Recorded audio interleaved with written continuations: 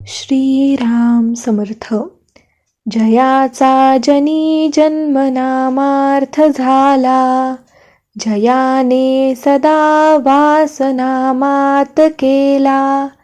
जयाच्या मुखी सर्वदा नाम कीर्ती, नमस्कार त्या ब्रह्मचैतन्यमूर्ती.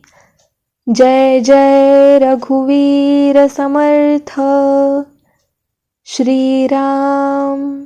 परमपूज्य प्राध्यापक के.व्ही. बेलसरे लिखित श्री ब्रह्मचैतन्य गोंदवलेकर महाराज चरित्र आणि वाङ्मय या पुस्तकातील पुढील वृत्तांत. भाग 9. हाट भरला परमार्थाचा. महंतीचे पूर्ण ऐश्वर्य. नानासाहेब पेशव्यांचे उत्तर कार्य करून श्री महाराज हरद्यास परत आले. ज्या दिवशी सकाळी ते आले त्याच्या आधीच्या रात्री भाऊसाहेब केतकरांच्या मुलीच्या स्वप्नामध्ये ते तिला दिसले. उठल्यावर तिने वडिलांना सांगितले, एक संन्यासी बरोबर घेऊन महाराज आज येणार आहेत.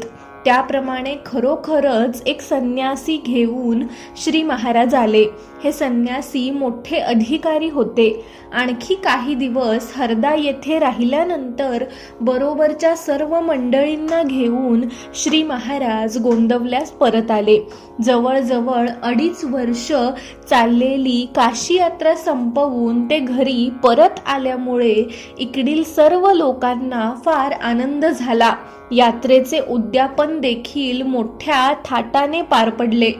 या सुमारास श्री महाराजांचे वय 62 वर्षांचे होते. आजपर्यंत जो लोकसंग्रह त्यांनी केला त्याचा पूर्ण परिणाम यावेळी दिसू लागला. गोंदवलेकर महाराज म्हणून सर्व महाराष्ट्रात व कर्नाटकामध्ये श्री महाराजांची कीर्ती पसरून त्यांच्या दर्शनास येणाऱ्या आणि गोंदवल्यास राहणाऱ्या माणसांची संख्या फार वाढली. समाजातील सर्व थरांमध्ये त्यांचे शिष्य पसरलेले असल्यामुळे गोंदवले येथे माणसांच्या अनेक तऱ्हा दिसू लागल्या. जणू काय परमार्थाचा बाजारच भरला आहे असे वाटे. नवीन येणाऱ्या मनुष्याला मुख्य गोष्ट दिसे ती ही की तेथे प्रत्येक मनुष्य नाम घेत असे. मंदिरामध्ये व मंदिराबाहेर, स्वयंपाकघरामध्ये व अंगणामध्ये, रस्त्यामध्ये व ओढ्यावर, शेतामध्ये व स्मशानामध्ये, मळ्यामध्ये व गोशाळेमध्ये जिकडे तिकडे नामाचा घोष ऐकावयास येई. श्री महाराजांनी गोंदवल्यास नामाचा मोठा बाजार भरविला होता. नाम घेणाऱ्यामध्ये मोठे विद्वान, शास्त्री, मोठे अधिकारी, मोठे योग साधनी, मोठे तपस्वी, मोठे श्रीमंत व मोठे कुलवान अशी माणसे होती. त्यांच्याबरोबरच मोठे दरिद्री व मोठे रोगी, मोठे गांजलेले व मोठे अभागी, मोठे दुष्ट व मोठे व्यसनी अशी माणसे देखील नाम घेत असलेली आढळून येत. मनुष्याला जिवंत राहण्यास हवेची जितकी जरूर आहे तितकीच किंबहुना जास्त जरूर परमार्थामध्ये भगवंताच्या नामाची आहे. ही गोष्ट गोंदवल्यास येणाऱ्या प्रत्येक मनुष्यास श्री महाराज पटवून देत. कोणी 1 कोटी जपाचा संकल्प केला, कोणी 3 कोटींचा संकल्प केला, तर कोणी 13 कोटींचा केला, तर कोणी जीव असेपर्यंत नाम घेत राहण्याचा संकल्प केला.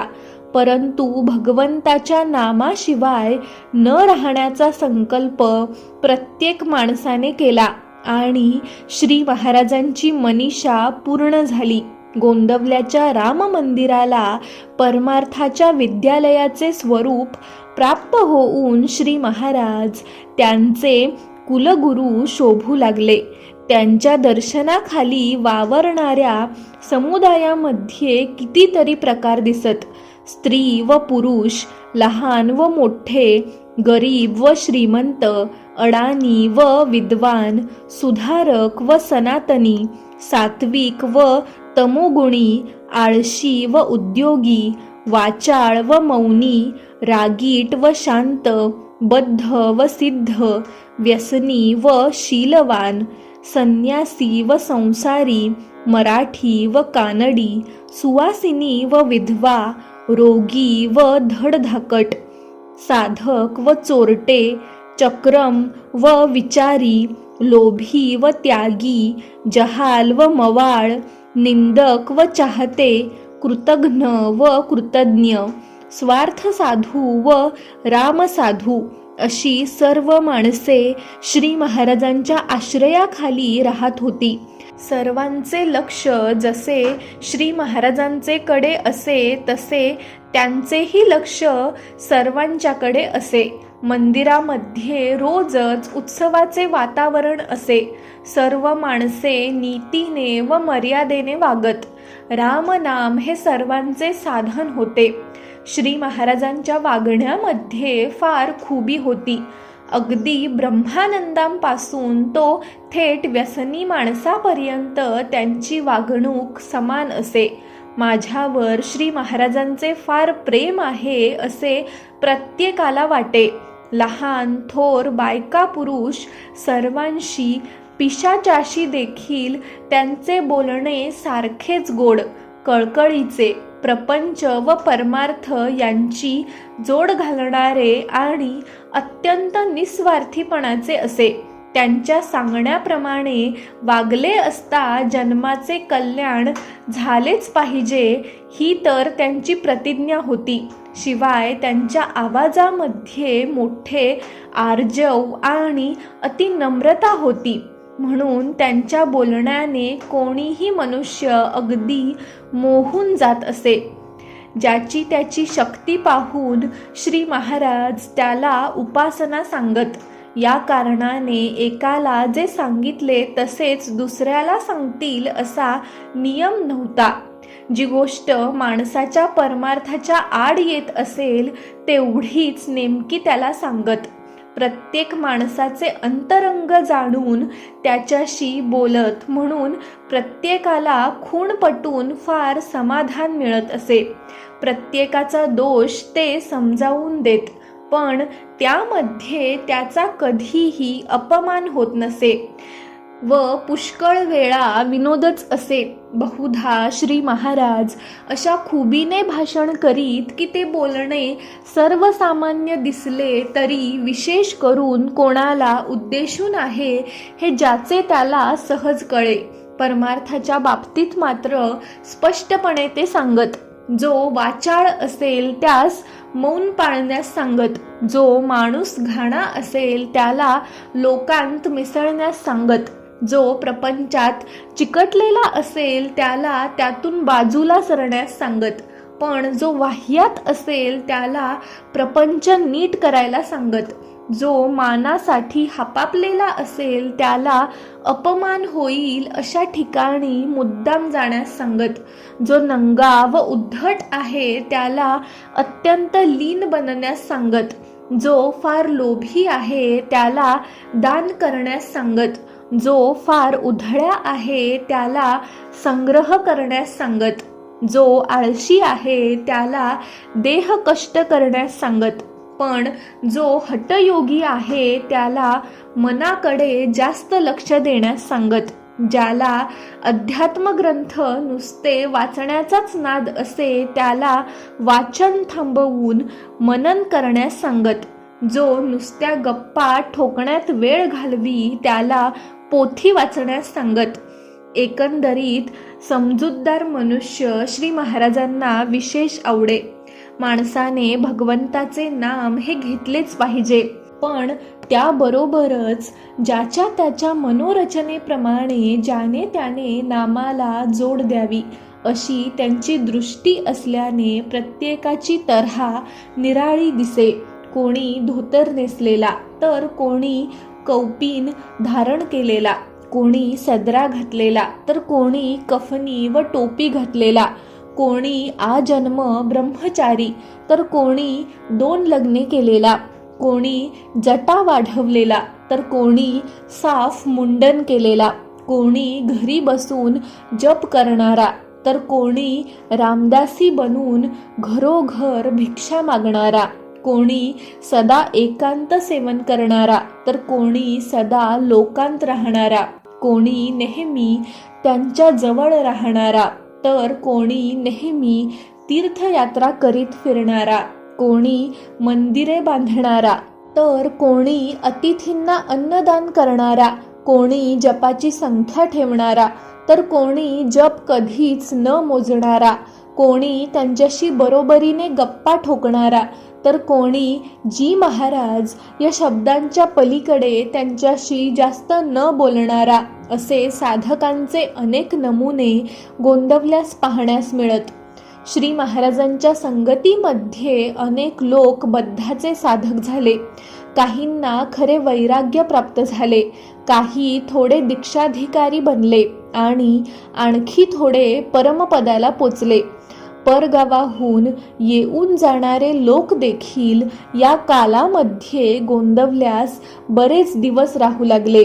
शिवाय तेथे कायम राहणारीही काही कुटुंबे होती.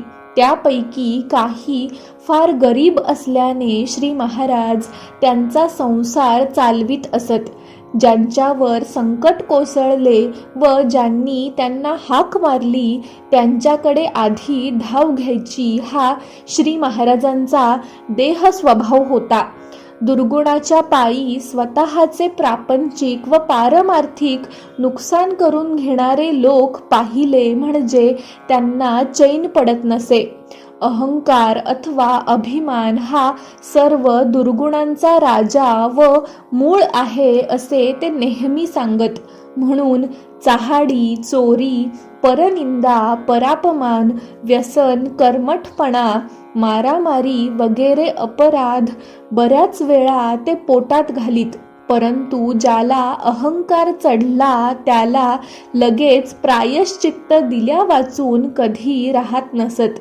अंतःकरण न दुखविता दोष दाखविण्याची मोठी कला त्यांच्याजवळ पूर्णत्वाने वास करीत असल्याने गोंदवल्यास येणाऱ्या व तेथे राहणाऱ्या अनेक लोकांचे काम, क्रोध, लोभ, दंभ, मत्सर, द्वेष, चोरटेपणा इत्यादी दुर्गुण श्री महाराजांनी नुसत्या प्रेमाच्या जोरावर सोडवून दाखविले.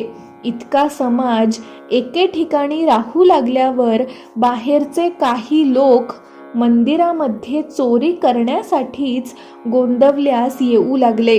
एखाद्या माणसाची मौल्यवान वस्तू हरवली म्हणजे श्री महाराजांच्याकडे त्याची कागाळी जायची. श्री महाराज कोणास न सांगता ज्याने ती वस्तू नेली असेल त्याच्याकडे एकटे जायचे. त्याला ते सांगायचे, अहो हे पहा, इथे राम उभा आहे, तो सर्व पाहतो, म्हणून तुम्ही ती वस्तू घेतली आहे हे नेमके मला कळले. हे तुम्ही काय करता? कोणाला हे कळले तर तुम्हाला कोर्टात जायची पाळी येईल आणि शिक्षा होईल. असे वेड्यासारखे करू नये. ती वस्तू माझ्यापाशी द्या, मी ज्याची त्याला देऊन टाकीन आणि कोणाला सांगणार नाही. तुम्ही पुन्हा असे करू नका. नामस्मरण करा, रामाला शरण जा, राम तुमचे कल्याण करील असे म्हणून ती वस्तू त्याच्यापासून घेऊन येत आणि मला सापडली असे सांगून ज्याची त्याला ते देऊन टाकीत. त्या चोरट्याला पोटभर जेवण घालून मोठ्या प्रेमाने ते निरोप देत. आपल्याकडे येणाऱ्या प्रत्येक मनुष्याला श्री महाराज जेवायला घालीत. आपल्याकडे येणाऱ्या प्रत्येक मनुष्याला श्री महाराज जेवायला घालीत. खरे सांगायचे म्हणजे भगवंताचे नाम ते जितक्या मुक्त हस्ताने वाटीत असत तितक्याच मुक्त हस्ताने ते अन्नदान करीत.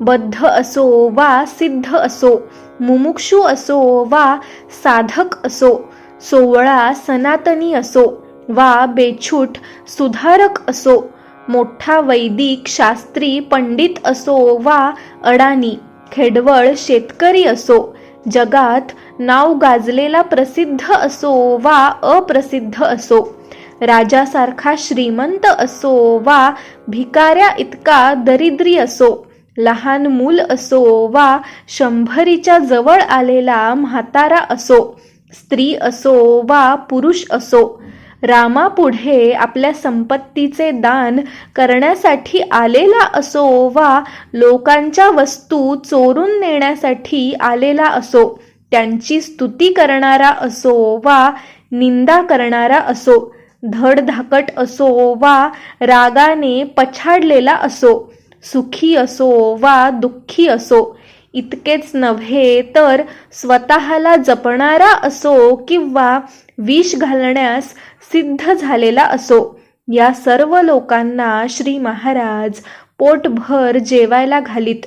अन्नाने बुद्धी तयार होते, म्हणून प्रेमाने केलेला आणि प्रेमाने वाढलेला रामाचा प्रसाद, भात भाकरी व आमटी मंदिरामध्ये येणाऱ्या प्रत्येक माणसाने खाल्ला पाहिजे.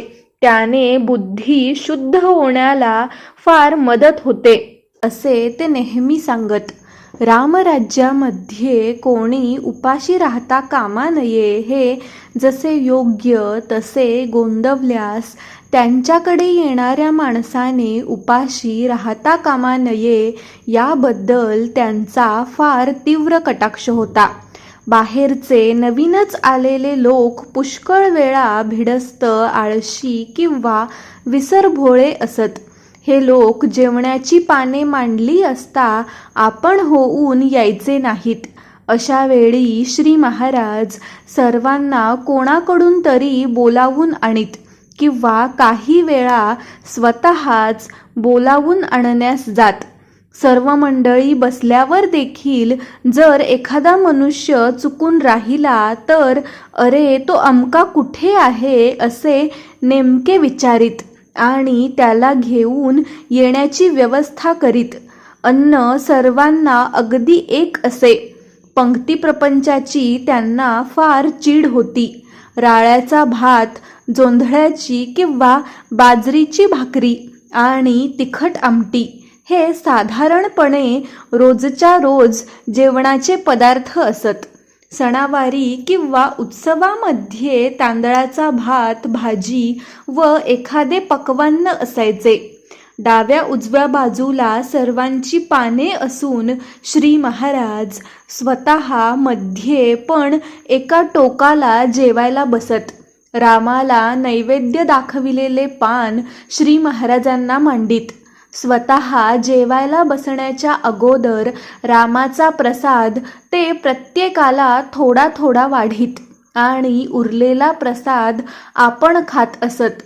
त्यांचे जेवण एकंदरीत फार थोडे असे. बाजरीची भाकरी व आमटी किंवा पिठले ते मोठ्या आवडीने खात. त्यातल्या त्यात भाकरी जर आदल्या दिवशीची शिळी असेल तर ती त्यांना अधिकच आवडत असे. पुष्कळ वेळा श्री महाराज मंडळींना जेवायला बसवून आपण स्वतः वाढीत आणि त्यांची जेवणे झाली म्हणजे नंतर आपण जेवायला बसत. दर महिन्यातून 1-2 वेळा ते गावभोजने करीत. गावातील स्त्री पुरुष व म्हातारे कोतारे मंदिरामध्ये येऊन जेवून जात. पूर्वी गोंदवल्यास बाजार भरत नसे. लोकांना म्हसवडला किंवा दहिवडीला जावे लागे. श्री महाराजांनी दर गुरुवारी गोंदवल्यास बाजार भरविण्यास आरंभ केला. पुष्कळ वेळा गोंदवले गावच्या बाळा पाटलास बोलावून आणून ते सांगत, पाटील आज रामाला नैवेद्य आहे. बाजाराला आलेला कोणीही मनुष्य प्रसाद घेतल्याशिवाय जाऊ देऊ नका. नंतर गावची सर्व मंडळी जेवायला या. अशा प्रसंगी गावामधील लोकच काहिली चुलाणी, सरपण वगैरे आणण्यास मदत करीत आणि मंदिरामधील बायका पुरणाच्या पोळ्या भाजून देत. बाजारासाठी आलेले सर्व लोक जेवून गेल्यावर नंतर गावातील मंडळी जेवायला बसत. तेव्हा त्यांना श्री महाराज स्वतः आग्रहाने खायला घालीत आपल्या गावात कोणी उपाशी राहता कामा नये असे त्यांचे ब्रीद होते. म्हणून गोंदवल्यातल्या दरिद्री स्त्री पुरुषांना श्री महाराज मायबापाप्रमाणे वाटत असत. उत्सवामध्ये तर अन्नदान किती होत असे हे विचारूच नका. नेहमी काही ना काही चालू असायचे. चैत्र शुद्ध पौर्णिमेस नामसप्ताह असे.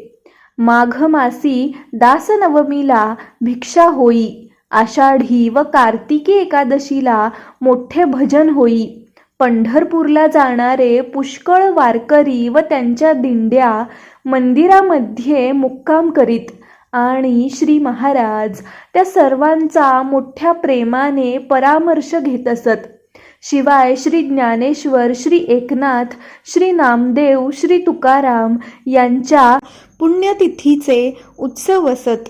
तसेच शिवरात्र, हनुमान जयंती, दत्त जयंती, कोणाच्या जपाची किंवा अनुष्ठानाची सांगता, कोणाची लग्ने, कोणाच्या मुंजी, कोणाची बारशी इत्यादी नेहमी चालू असायचे. म्हणून गोडधोड जास्त वेळा खायला मिळून अगदी नुसतीच आमटी भाकर खाण्याचा प्रसंग कमी वेळा येई. जेवण जेवीत असता जय जय श्रीराम, जय जय श्रीराम असे मोठ्याने म्हणण्याचा प्रघात श्री महाराजांनी सुरू केला. त्यामुळे कोणतेही काम करताना, स्वयंपाक करताना, पाणी आणताना, पत्रावळी टोचताना, सारवीत असताना, झाडून काढीत असताना, धान्य निवडताना, शेतात खपताना, विहीर खणताना सर्व मंडळी भगवंताचे तेच नाम घेऊ लागली. जिकडे जावे तिकडे प्रत्येक जण आपले काम करीत असताना मोठ्याने जय जय श्रीराम, जय जय श्रीराम म्हणत असलेला पाहून गोंदवल्यामध्ये रामरायाच्या अयोध्येचे वातावरण उत्पन्न झाले असे श्री शांताश्रम स्वामींना वाटले. पुष्कळ रोगी केवळ रामाचे तीर्थ घेऊन व त्याचा प्रसाद खाऊन रोगमुक्त झाले. कित्येक प्रसंगी सकाळी थोडा स्वयंपाक होई आणि मग दुपारी बरीच नवी माणसे दर्शनासाठी येत. तरी झालेल्या स्वयंपाकामध्येच सर्वांची जेवणे उरकून थोडेसे अन्न शिल्लकच राही. रोज जशी नवीन मंडळी गोंदवल्यास येत असत तशी जुनी मंडळी गोंदवल्याहून परत जात. परत जाणाऱ्या प्रत्येक माणसाला श्री महाराज बरोबर शिदोरी बांधून देत. सुवासिनी जायला निघाल्या म्हणजे प्रत्येकीची खणा नारळांनी ओटी भरीत आणि लहान मुलांना अंगडी टोपडी देत. खण साधाच असे, परंतु प्रत्येक बाई मुद्दाम त्याची चोळी शिवीत असे.